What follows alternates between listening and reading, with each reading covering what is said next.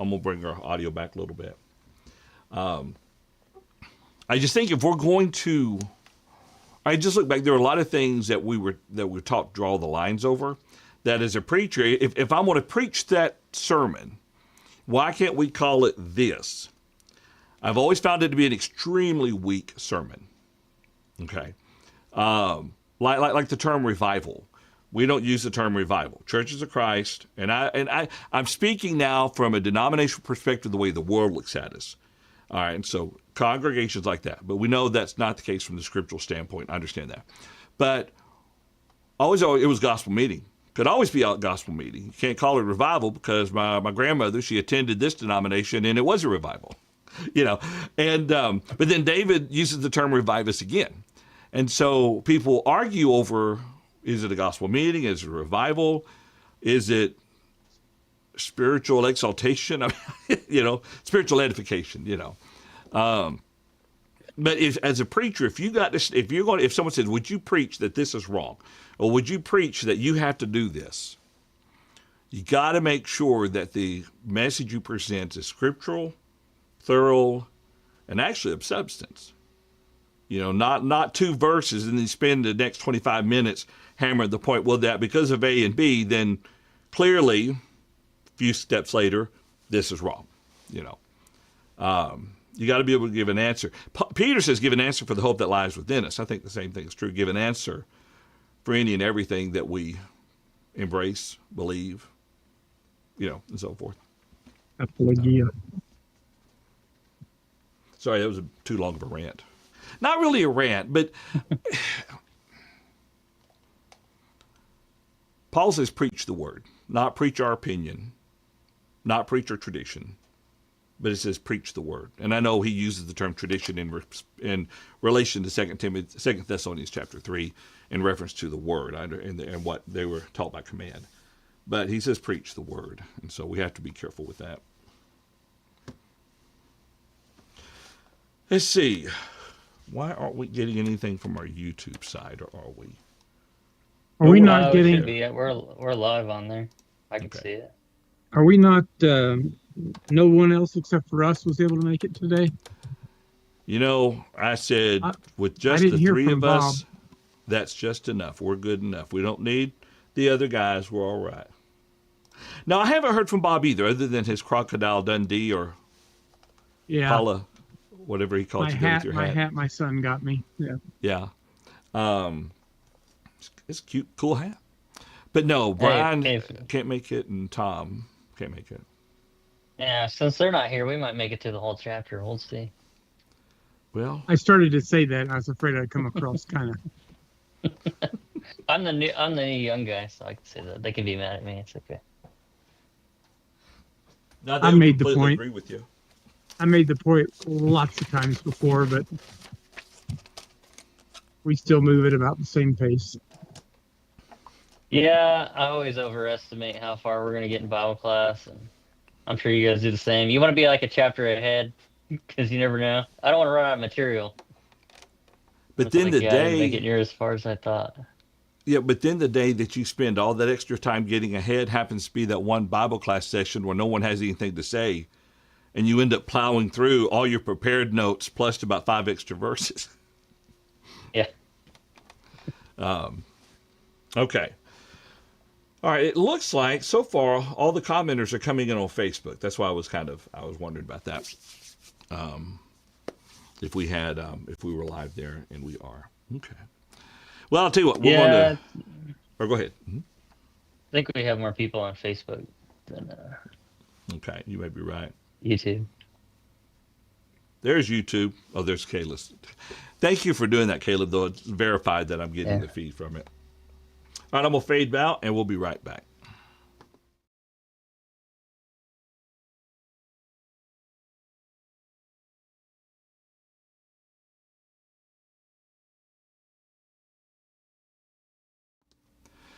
Greetings. Welcome back to another Truth Factor discussion. The time each week we come together to study the Word of God and factor the truth of God's Word into our life and hopefully your life as well. Here in a moment, we'll be continuing our study through the Gospel of John. We're in John chapter 19, starting with verse 1.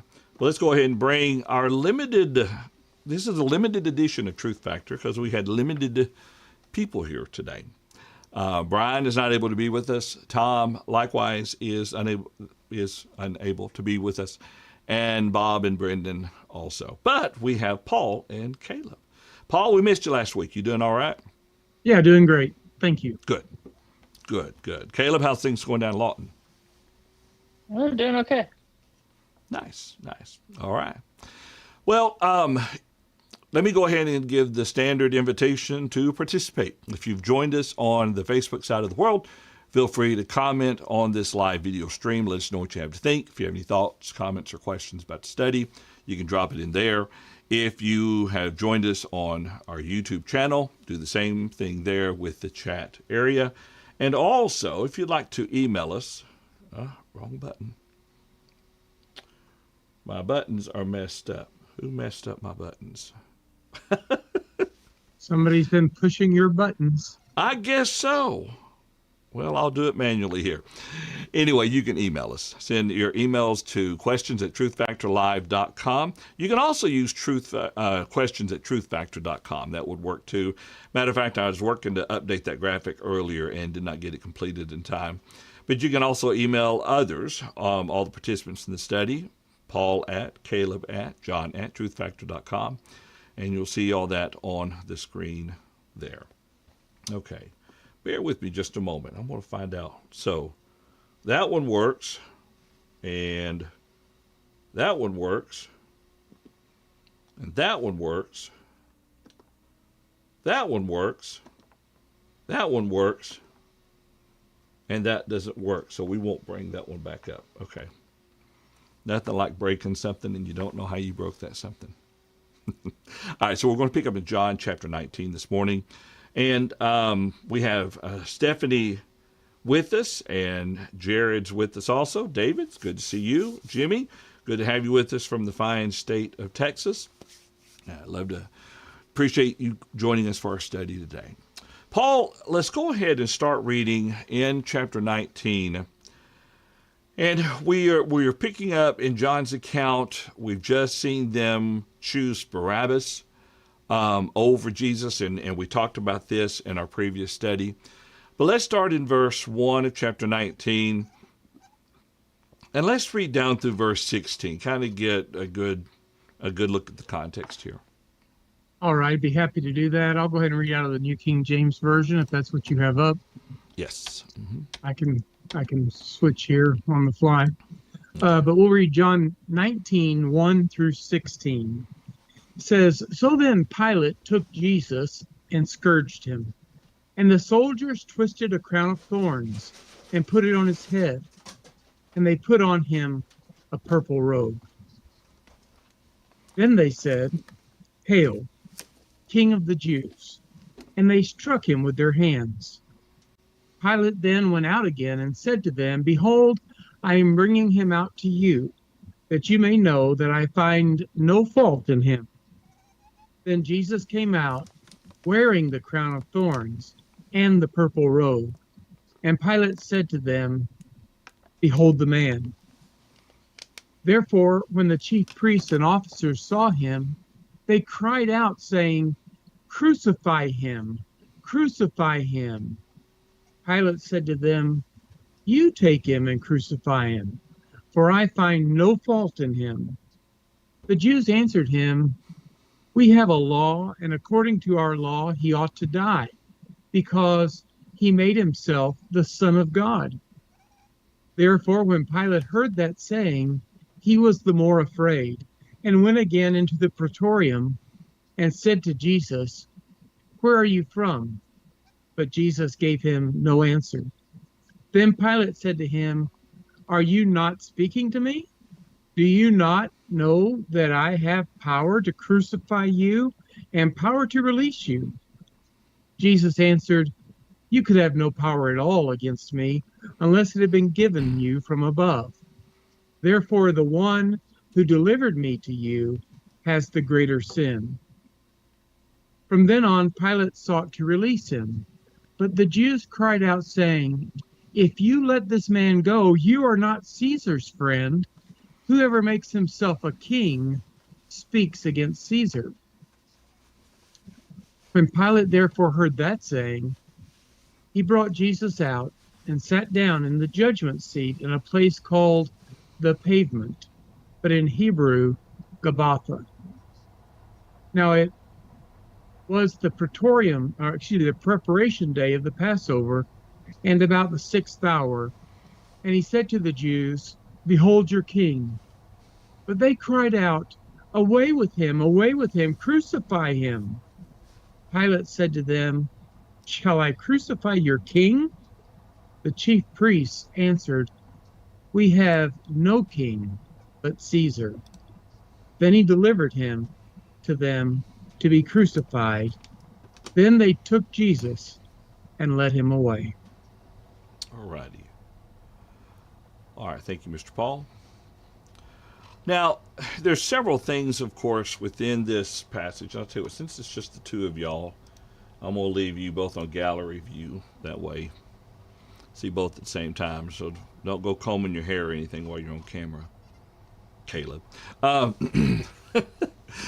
Several things here within the context, Paul, that I thought was interesting. First thing to note had to do with the fact, so depending on how you view the account of this, Jesus appears to have been scourged twice. Okay. First time before the, at the outset of it, basically at this point. And then later, of course, after the sentencing is accomplished. What I found interesting, Paul, in looking at that is apparently there's a difference in the Greek words used in regards to the term scourging. And the thought is that the first scourging would have been for like minor crimes and not as thorough of a scourging. But then the other one was the one that was more brutal, at least in some thoughts about that. Any thoughts on that? I know only what I've read because in our culture, scourging doesn't take place. But it's my understanding that from a severe scourging, there were some who did not survive. Is what I've heard about from that ancient culture. That it could itself be fatal. There was typically, and not to be overly gross about it, but there was typically a lot of blood loss, and certainly we see after this that Jesus is in a very weakened condition, and so that would kind of follow. Probably there was some blood loss in the crown of thorns that's applied to him. Yeah. I don't know. We don't read exactly how that was applied, but I don't picture this being a gentle crowning. That because they're already striking him with their hands and all of this, but it was for the one who deserves the greatest honor of any who ever walked on this earth. He is treated with great disrespect. I think there's a lot of pain in that myself. I realize there's a lot of physical pain, just horrible agony. But I also think that there had to be a lot of emotional pain with knowing who he was, and not a matter of pride, but just knowing who he was, that he came from the Father. And here they are treating him with such disdain and such disrespect, and not acknowledging who he really is at all. All right, that's a good point. Caleb, any thoughts? Well, see, me and my wife were talking about this last night, about the scourging of Jesus. The Romans teach, I mean, not the Romans, the Catholics, because they have the shroud, right? They teach, that it was a whip, and we've studied, I think several of us have studied through that. We don't really know for a fact. You look at the definition, it could be whipped, could be beaten. There's several different things that's going on. And I'm trying to find the passage you were talking about, John, where there's two different definitions there. I hadn't thought about that before. All right, so maybe there's two different levels. So what is? I'll walk you through. This was kind of the suggestion. Okay. In John 19, I'll use this one as an example here real quick. And when it says that they took Pilate out to scourge him, bring that view up there for just a moment. You'll notice that this Greek word, mastaguo, not sure of the pronunciation on it, but it's 3146, means simply to scourge. But, and this is kind of at the start of this, prior to the conviction process. But then when you jump over to Matthew 27, and I think the same thing exists in Mark's account, there in verse 26, then he released Barabbas to them, and when he had scourged Jesus. Now this one is Fragi Luo. It's 54:17.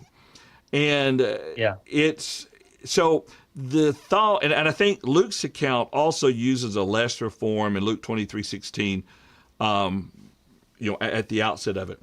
And so at least what I was reading, the suggestion is that the first scourging would have been for like a minor crime, kind of the rough them up and everything type thing. And that was then followed with what Paul was talking about with the crown of thorns and then the purple robe. But then the latter one would have been, and Paul, you talked about people not surviving the scourging. That very well could have been the latter one. And at least the theory is that once the conviction was done, then here comes the much worse scourging process. Now, there's not agreement on that. Some view all these talking about the very same event, not broken up between before and after. But anyway, that's why. In Matthew and Mark's account, they use a different word together for scourging than what's used in John 19:1 and Luke 23:16. Yeah, I wouldn't have an issue if, I don't mean to say he was only scourged once because it was a horrible thing, but I wouldn't have an issue with the idea that all the accounts are just pointing out that Pilate had Jesus scourged, that was a fact of what happened, and whether it was twice or whether it was once and whether it was a lesser and a greater, no controversy there as far as I'm concerned. And then think about after all that scourging and then the crown of thorns and the purple robe, Pilate brings him out. I think maybe, and we'll get to this here in a minute, Pilate was hoping they'd have sympathy on him, seeing him in such a beaten and horrible state. There's some thought about the purple robe that after he was scourged, the back was, again, I'm only going from what I've read from historians about this kind of thing, that when they would put the robe on him, that the blood would begin to coagulate, and then we read later that they take it off of him, and there would be additional suffering that took place with that taking off something that had attached itself to the wounds. I can see that. Yeah. Definitely could see that. David Clark made a quick comment. Let me bring it in here. He says, you couldn't strike him more than 40 times. And we kind of pull that a little bit from Paul's statement that he was beaten with 39, 49 stripes, save one, or something like that is the wording. But yeah, it wasn't 40. But this was Roman scourging. So I don't know if this would be the same as what Paul underwent. Beat, 3 times, once left for dead or something like that. I don't think. I'm not sure. Pilate ruling over a very Jewish area, if he would have respected that or not. But certainly, in general, the Romans would not have given much credence to what the Jews' rules were. Yeah, exactly. In fact, he suggests they go out and crucify him for themselves, but that they wouldn't be, in his own law, they wouldn't be permitted to do that. So, yeah. And real quick, and then we'll move on. But the sheer mockery, as you already talked about, Paul, putting on the crowns of thorns and put him in a purple robe, and then they said, "Hail!" And normally they say, "Hail, Caesar," But in this point, they threw a mockery of that, "Hail, King of the Jews," to him. And then after that, he says, "Behold, I bring him out to you that you may know that I find no fault with him." And Caleb, I thought this was an interesting point that I read earlier. And really, you see this when you look at the text. The number of times Pilate would go out and speak to the Jews because they weren't going to come in there and be defiled. He would go talk to them and come back and talk to Jesus. Then he'd go out and talk to them again, come back and talk to Jesus.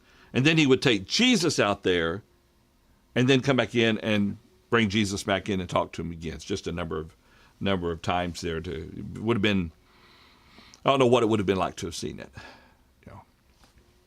Yeah, it's interesting, when you're looking at Pilate, because you skip that trial when he sends him to Herod in John's account.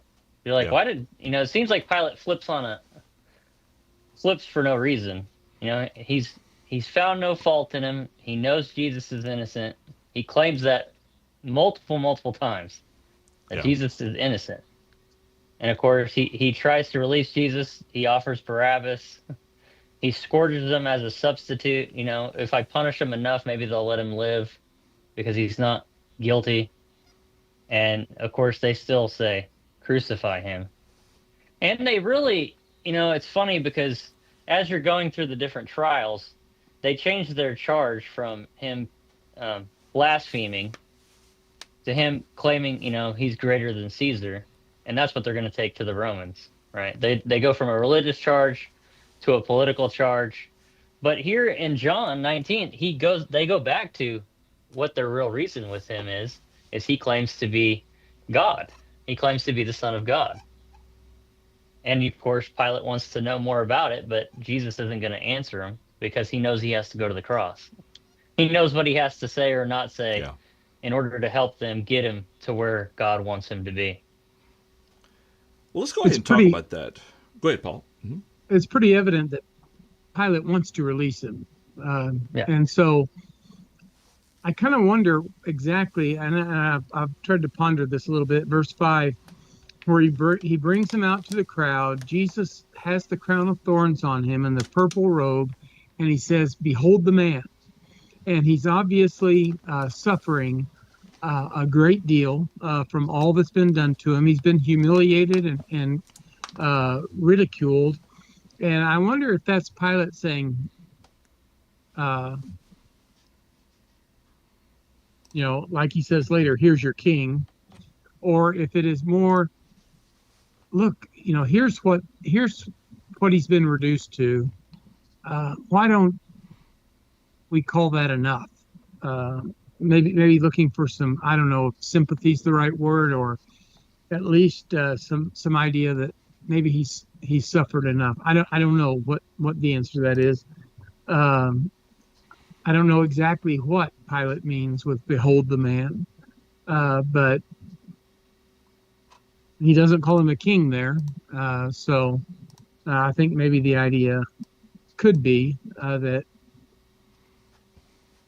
look at how he has suffered. Look at what we've done to him. I've been wanting to release him, and so let's do that, because in response to that, they cry out, "Crucify him, crucify him." And Pilate says, "You take him and crucify him." So I don't know, just a thought. Well, I'm going to bring something up on the screen real quick. This is from the ESV Study Bible in regards to that phrase, "Behold the man." And they write, "Behold the man," I guess Latin for Ecce homo, ECCEHOMO. I don't speak Latin, barely speak English. Probably conveys the sense, look at the poor fellow. In other words, what possible threat could this man pose to the government or to anyone else? Potentially, at least that's kind of their I guess that's kind of what I was trying to say, but they do a much better job than I do. No, I think it's reasonable, I should say. I think it's very, very reasonable. Caleb, you got any thoughts on it? Well, I think it's interesting, you go through this whole deal, and it really goes to show you how much Jesus suffered. I think Paul was making the point earlier, because he dies first. Yeah. So, I assume that the two that were crucified with him weren't scourged and beaten and had to go through all that before, Hmm. because Jesus ultimately is going to die before they do, which fulfills the prophecy that no bones were going to be broken and he was going to be pierced to the side. So all these things had to take place. It was part of God's plan for him to suffer these things the way he did, Yeah. to fulfill exactly what God said was going to happen 1,000 years before. Which is really a point you have to make all the time, is none of this is by chance. It's all through God's providence, and he knows what's going to happen. And matter of fact, he's going to say that a little bit later here in the text, Jesus himself. We'll make Yeah. that comment about who's responsible for this effectively, or who has given you the power, and then who delivered him. One thing we talked about last week, and I think, was it Brian that suggested this? They hollered out, crucify him, crucify him. In the other gospel accounts, he brings out Barabbas, and they said, release Barabbas. And he said, what would you want me to do with Jesus? And they said, crucify him. And so it was suggested last week that Barabbas was in line to be crucified that day. That he was the one for whom the third cross was prepared for. But instead, when they hollered out, crucify him, they chose that form of execution for Jesus instead of it being for Barabbas, and he was released. So that was an interesting point. All right, let's see. Okay, and Paul, and one of you already talked about, you take him and crucify him, for I find no fault in him. Jesus says, okay, verse 7, Caleb, you introduced this just a moment ago. So they said, we have a law, according to our law, he ought to die because he made himself the Son of God. Is that relatively accurate to what the law taught? The reason why I asked that is you probably have a footnote in your Bibles of Leviticus 24, verse 16. And let's jump over there, and then I'll bring it up on the screen. In Leviticus 24, there in verse 16, we have, and whoever blasphemes the name of the Lord shall surely be put to death. All the congregation shall certainly stone him, the stranger as well as him who is born in the land. Then when he blasphemes the name of the Lord, he shall be put to death. I wonder if that's the law that they are referencing. As Well, that justification. seems to be the law. Yeah, that seems to be the law that everybody points to. I know that Jews today will argue that point, that they put Jesus to death for something that's not even written. So it can't be possible, that's why Jesus isn't really the king, and he's not, this story's made up, or this story's not fully accurate, is because they believe that, they would have never done that. But I think it's pretty clear that you could see that they'd be willing to do anything they can to put Jesus to death. Of course, we know he's innocent. Yeah. We know he's perfectly innocent, so they got to come up with something, and that's the closest thing they can come up with. Then that's what they're going to say. But that's their real problem, right? Yeah. That's where they have an issue with Jesus. They don't really care that he's claiming to be the king of the Jews. They're just using that for Caesar and to put political pressure on Rome. They don't really care about that. But they're going to use that to take it to the Romans to get permission. And they oftentimes abuse scriptures to form their own wants and desires, or to bring about their own wants and desires. Yeah, it's a good point. But you see how serious the Jews kept that law. I mean, they don't. If you're studying through Matthew, they don't use God. They use every substitute possible because they don't want to defame the name of God. Yeah. They hold that in high regard. Yahweh is sacred.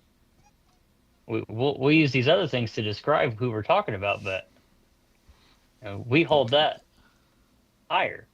They can't use his name, or they won't say his name, but they will. Yeah. Right. All right. Let's see.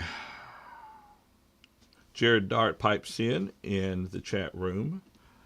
He says, "Seems like they loved giving excuses." Yeah, I would think so. Okay. Yeah, I would think so. All righty, let's see. Well, ultimately, keep that's going. what Pilate does, right? If you look at Pilate, I'm always interested in looking at, his role in the whole thing, because he has the chance to let Jesus go and he doesn't. But you got to look at where Pilate's at politically. That's always the problem with politics. They're always worried about their position and what they're going to lose. Yeah. And that's why you're like, why don't people just fix it? Well, they're worried about people's opinions. And the same thing's true with Pilate. He's worried about the people rioting and him losing his position and his life if he doesn't do what they want. He's already on thin ice with everything that was going on with the Jews previously. He had previous offenses that Philo and Josephus mentioned that indicate he was excessively cruel. And as the Roman proctors, they don't last very long. If you look at the intertestamental period, they go through proctors pretty quickly. And so he's concerned about losing his position, maybe even losing his life. So you have that fear of man versus the fear of God. Yeah. That everybody has to look at. And that's true for us today. We all have to look at that ourselves and say, are we worried about what man thinks? Are we worried about what God thinks? And of course, we see Pilate go the wrong way because he's worried about this political pressure, all the pressure, maybe on his family and his life if he doesn't go along with the Jews. But his final act is cowardice, as you see in verse 16. And he delivered him over. He gave in. According to some sources, he only served for about 10 years. Pilate, 26 to 36. Which is a long time. Yeah. Yeah. That's a long time for proctors, I think, if you look at all the proctors. Yeah. That's interesting. Yeah. But you're right. He had to appease the people because this is what I'd heard some years ago. If things got unruly, and we see this in Paul. All right, I remember when the mob came together to arrest Paul, and I think it's at the same time they stoned Jason or attacked Jason. But anyway, no, they actually grabbed Paul. Basically, the argument was you've got to settle down because if not, the government will come in on us. Now, that's a bad paraphrase, but somewhere between Acts 1 and 24. I can't remember. But anyway, we see that argument being made that you've got to settle down because you were definitely in an uproar and you're in violation of the law and you need to get it under control. Well, I think Pilate was afraid of the same thing happening here. Yeah. And they could very easily, and here in a minute, they're kind of threaten him a little bit. They're going to say to him, if you let this man go, you are not Caesar's friend. Whoever makes himself a king speaks against Caesar. So that sounds like a veiled threat. Yeah, I mean, we'll send an envoy and we'll go talk to Caesar ourselves. That's the lengths people are willing to go for political power and political struggle. Yeah. I mean, you're talking, during the intertestamental period. Wait, we're going all the way. Herod served in Rome before he comes back and rules the Jews. So that's some of the things you learn in the intertestamental period. The political landscape of how much people are willing to travel and go study in Rome to come back. They want to rule. And the Jews aren't afraid to go, hey, we'll take a boat ride for several months just to go to Rome and tell Caesar what's going on and get you kicked out. And so they're not afraid to put all the pressure they can where it needs to be put. And of course, in the back of your mind, you have to think, well, this is all God's plan. He set all this up. And even going back to the Jews entering captivity and them losing the kingdom, losing their king, losing the right to be, a nation, that they're going to be ruled for the rest of the time, and ultimately leading to the Romans being in charge. To even put you in this situation it really just goes to the foreknowledge of God and his plan. Absolutely. Well, let's go forward a little bit. Paul, any thoughts on that before we go forward? No, I think that was well stated. Okay. So let's come back now to verse 7. So the Jews said, because he made himself the Son of God. This didn't sit well with Pilate. When Pilate heard that saying, he was the more afraid. And he pulls Jesus aside back to the praetorium, and he says, where are you from? Now, there are two things to note here. Didn't Pilate's wife have some sort of dream that caused a bit of fear? Yes.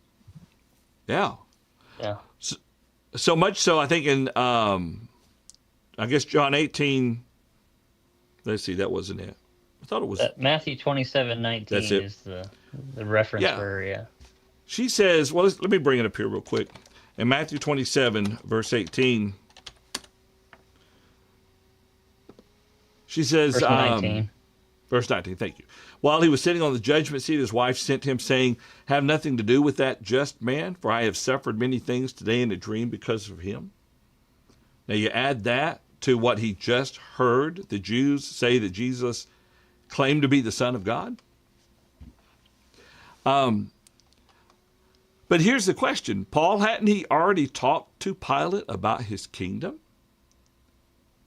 He had a little bit. When we see that, Jesus does not give long speeches to Pilate, but he initially answers some questions when he's pushed, and he stays without saying very much to Pilate here until verse 11, and then he makes two sentences in my Bible that he says there. But yes, as you have on the screen there, my kingdom is not of this world. If my kingdom were of this world, my servants would fight. So, Jesus doesn't deny that he's, in fact, here he affirms that he has a kingdom, but it's not that kind of kingdom. He's trying to explain that, just like he tried to get the disciples to understand, but they weren't evidently capable of that just yet. But I think that even when there's something you don't believe in, I think we're all a little susceptible to this kind of mental stimulus. Even if there's something we don't believe in, we can be a little superstitious. And I'm not saying to believe in Jesus would have been superstitious, but Pilate's not a believer. But here he's been warned by his wife. This idea of him being the Son of God, he doesn't. If he was asked, I think, do you believe any of this? He would say, no. But there might be things today that we would ask if we believe in certain things, and we might say, well, of course not. But then something creepy happens, and we get a little superstitious. Not believing in that, but just having some uncertainty about it. Maybe in our minds. But I think that's kind of what seems to happen with Pilate. Is he's not a believer in Jesus, but he knows he's not guilty, and so and his wife's warned him. And here's the idea: he's the Son of God. What is all this about? I think there's a lot of questions in Pilate's mind. But is he a believer? No. But is he kind of concerned about what he might do to this man and what that might bring upon him? I think there is a concern there. Yeah. I think it's interesting in verse 11 that Jesus points out to him that those who deliver me to you, has the greater sin. Kind of almost easing his mind is it's not as much on you as it is on them. Persuading him maybe a little bit more to just turn him over so he can be crucified. Because they had the greater revelation. They knew who Jesus was. They should have known what God's plan was. And of course they don't. They don't believe. And that's the greater fault. The people that had the more knowledge. Yeah. But that doesn't excuse Pilate's actions, of course. God was going to fulfill what he needed to fulfill. Either way Pilate went. Maybe the Jews would have crucified him anyway. But it's interesting that Jesus, it really helps his conscience maybe a little bit by saying, they have the greater sin. It's on them. Yeah. Well, that's right. Do you not know that I have power to crucify you and power to release you? And Jesus says you could have no power at all against me unless it has been given you from above. Talking about, going back to what you're talking about, the plan of God. But then he says, therefore the one who delivered me to you has greater sin, whether it's the Pharisees, the leaders, or even Caiaphas, greater sin than Pilate? Now, I hadn't thought about that until just now. You know, when he says has a greater sin in comparison to what? Any thoughts on that? Or there might even not be an intended comparison, just to show that, you know, what Pilate's about to do, he's going to do because it's God's will that it be done. But the one who, and this is it shows an interesting point, but the one who brought Jesus to him bears responsibility. We know that sovereignty of God, his will always be done. Think back to Nebuchadnezzar and the various other leaders that were instruments of God against God's people. Well, those leaders were still held accountable to God for what they did to his people. You know, although God was using them, they were still not without accountability for their actions. And so one might argue Caiaphas or the Jews were fulfilling the will of God in delivering Jesus to him. But it still doesn't mean they're without accountability for their deeds. It's interesting, and I don't know, maybe there's not a real great point to make here, but you know, I've always heard us. I'm sure I've said it too, that, you know, sin is sin. You know, all sin is just sin, and there's no worse or better. But here, Jesus talks about a greater sin that's been done. It's not the only place in Scripture that we see that. I'm not saying that some sins will cause you to be lost and some won't. I'm not trying to indicate that. But here, Jesus seems to indicate that one is worse than the other.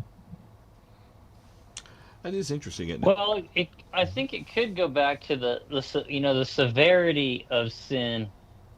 So sometimes you got to think about the more you know, the more you're going to suffer in hell because you knew better and you should have known.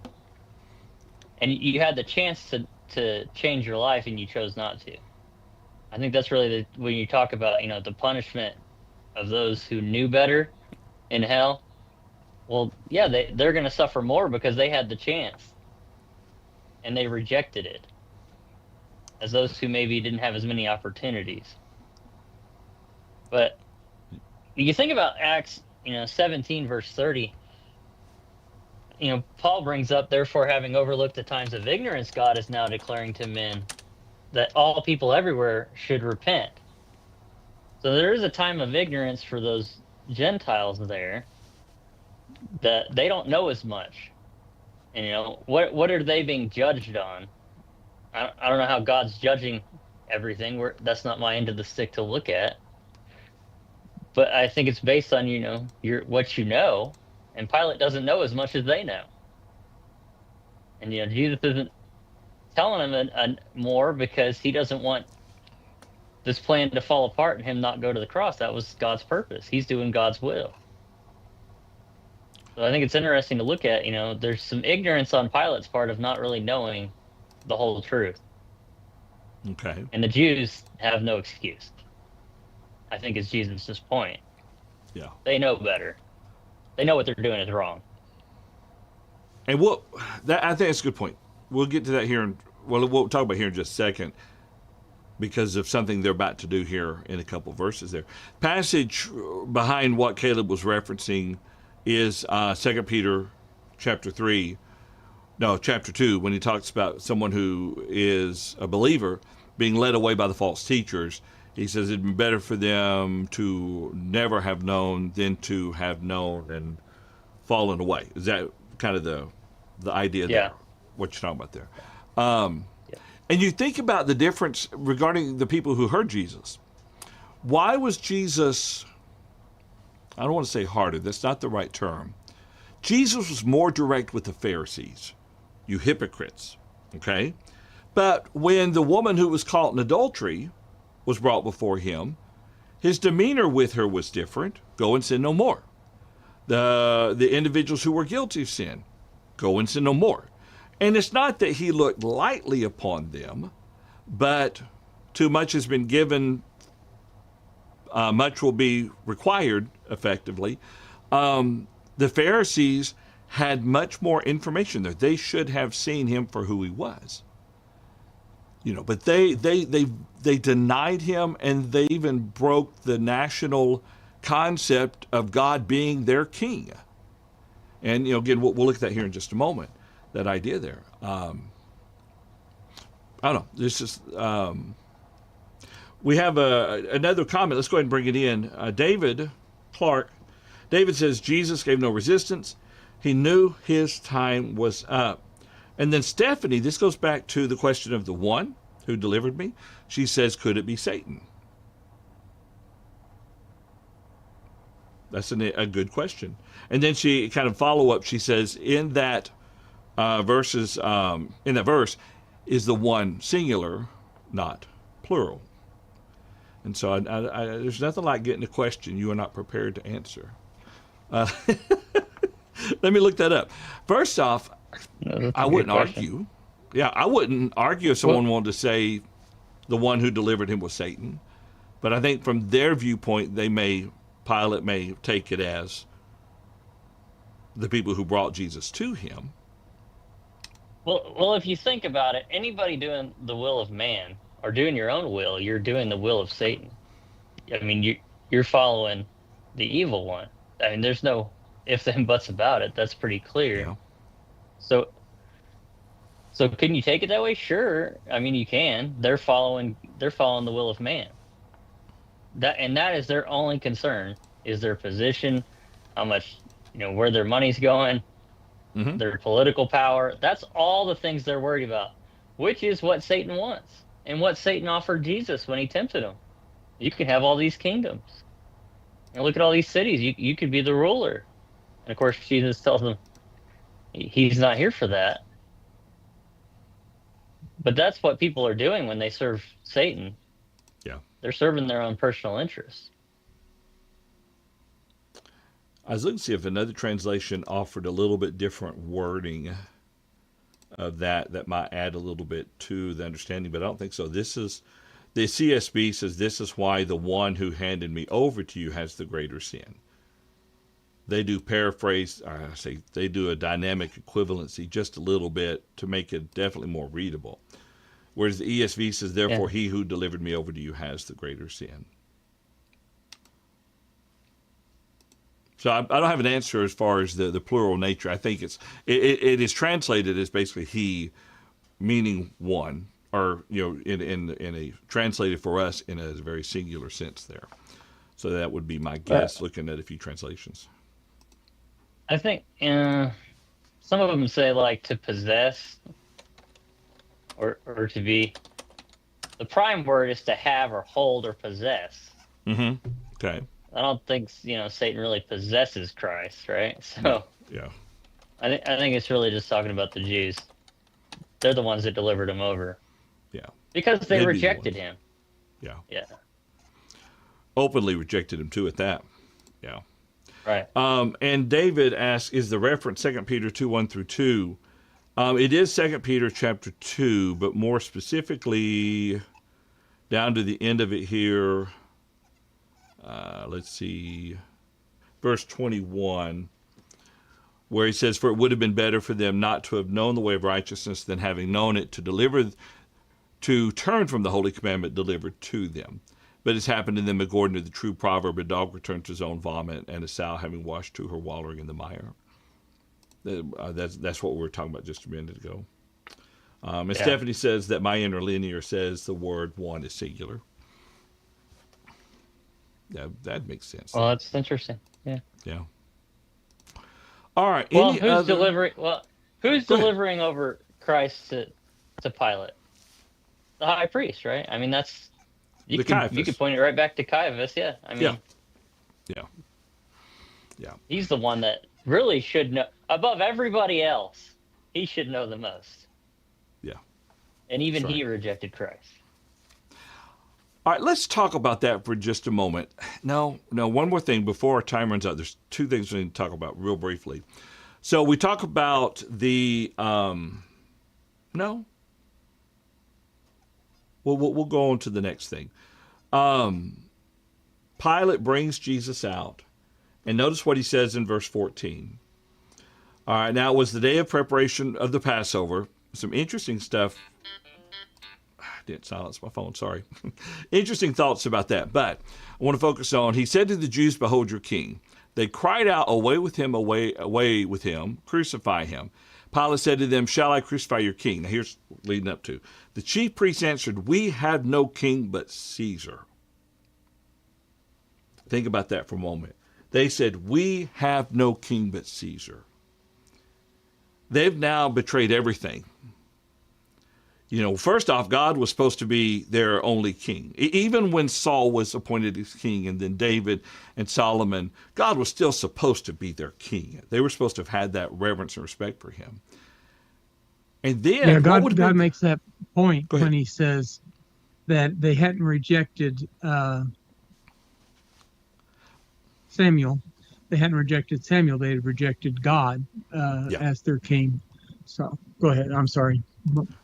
No, that's exactly right. Over there in, what was that? Judges 8, verse 23 shows this mindset that you're talking about there. Well, I can't type. There we go. See, this is where you need to blend AI with your Bible program. And it's always listening. Yeah. And so anytime we mention a Bible reference, it pops it up there. And, well, I've got the wrong verse written down there. Anyway, but you're right, Paul. Well, John 1:11, going back to the very beginning of John, he says he came to his own, and those who were his own did not receive him. Yeah. So, I mean, John's really bringing it full circle there. That they rejected him. Yeah. And the onus is on them. That they knew better. That's right. It's 1 Samuel 8:7. He, the voice of the people, they have not rejected you, but they've rejected me. Yeah. But here's the other thing. Going back to this statement here that Jesus said, or not Jesus, but the people said, our king is Caesar. What else do you think they were effectively denying? Not even realizing it. But in this statement, there was one other thing that they were denying. They were denying even the messianic prophecy. For years they had been looking forward to a king who would come and sit upon the throne of David, and reign over the world and defeat their great enemies and restore Israel back to a world dominance and reign and so forth.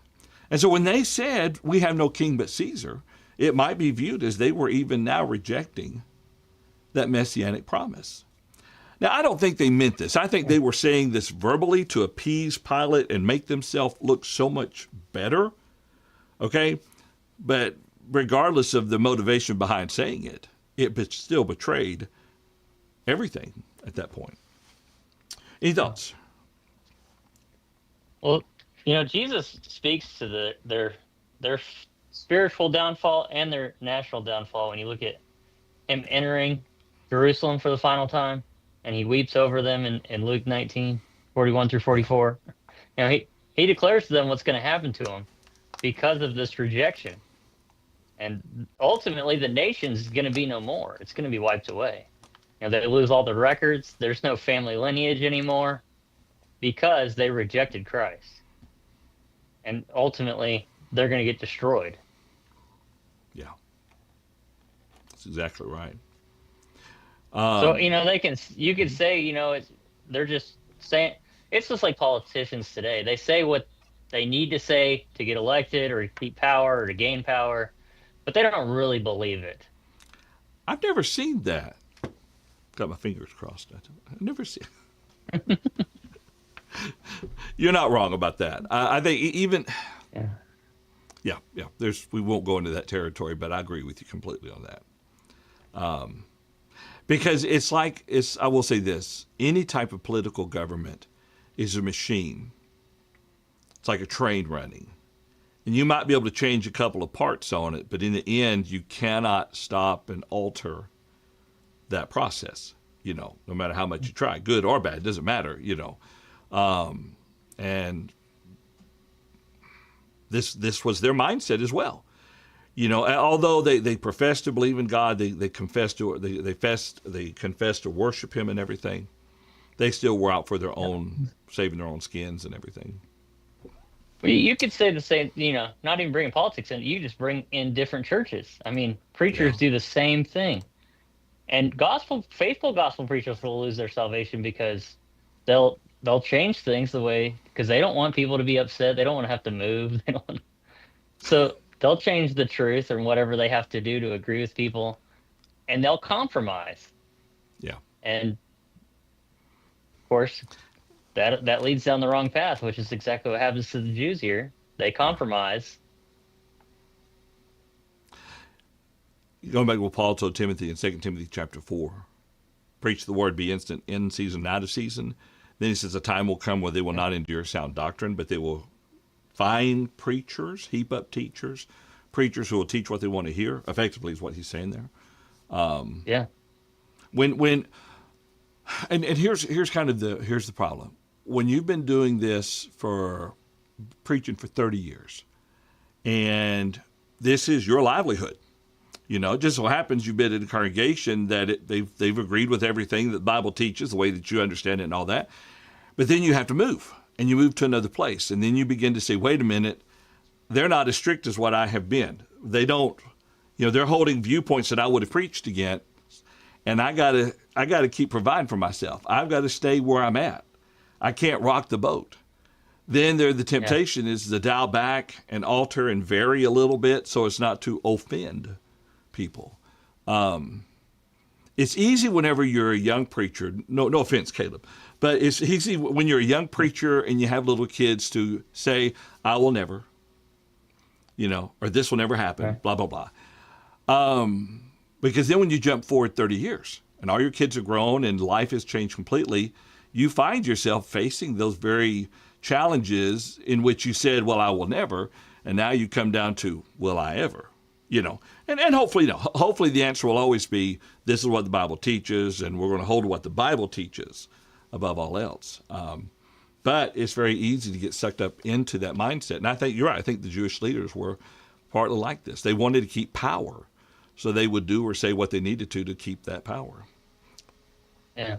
And my point is, we sit here and we could bash the Jews and we could bash the Pharisees and the Sadducees, and we could bash them to kingdom come, but we do the same thing.